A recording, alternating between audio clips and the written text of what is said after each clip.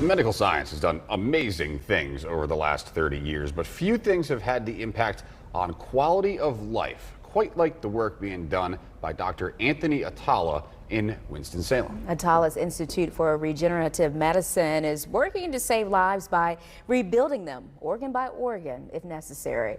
As Fox 8's Bob Buckley explains in tonight's Buckley Report, that appears to be paying off. The U.S. continues to have the lead in Regen Med. It really does. When Dr. Tony Atala was just a kid, a character named Steve Austin was rebuilt stronger, faster, better on TV, becoming the $6 million man. So this is kind of how it all started. Yes, absolutely. Now he's turning that fiction into reality in his lab in Winston-Salem. They just did a study where they try to figure out what your worth was as a human body in terms of molecules and proteins, and it came out to about $6 million.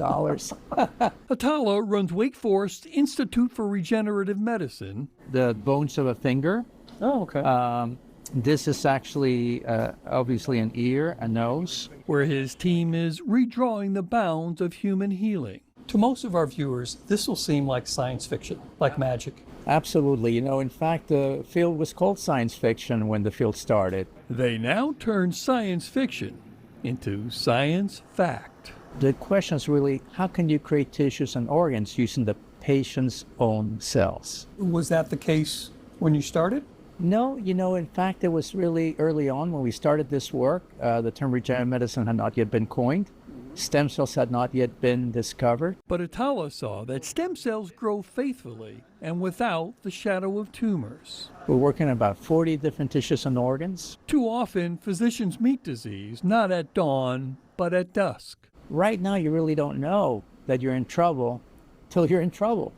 Until over 90% of your organ is gone. That's when patients present with heart pain, you know, chest pain. Kidney failure. Kidney failure. Atala's work began with simple things like an ear or a nose grown on a scaffold that held the stem cells, and now the Institute is creating more complex organs. Flat structures like skin are the least complex. Yeah. Tubular structures like blood vessels are the second level. Hollow non-tubular organs like the bladder are the third level, and finally solid organs like the heart, the lung, the liver are the most complex. They've advanced beyond just growing organs by using tiny chips no bigger than your fingertip. We have gut, liver, lung, and then now we print them. So this is actually an entirely printed chip. Chips that are avatars for the patient's body as they determine medical treatments. For example, for cancer, Yeah. we can take a biopsy from a patient with cancer, and we can then create a tumor in a chip and then do the treatment on the chip. Wow. So we know what the best treatment would be before the patient gets the treatment. Every cell has a soup that gives it nutrition, and it's about finding the right soup for each cell. Okay. Not easy. Absolutely very hard. When this journey began 25 years ago, there were no 3D printers, no digital minds whispering guidance. How is artificial intelligence assisting all this?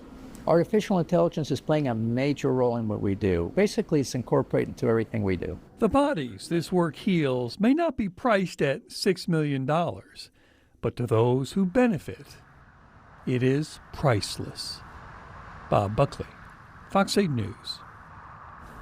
And Dr. Atala began growing organs in the lab, but says we're not that far from being able to grow them inside the patients themselves, which will likely make this work even more effective.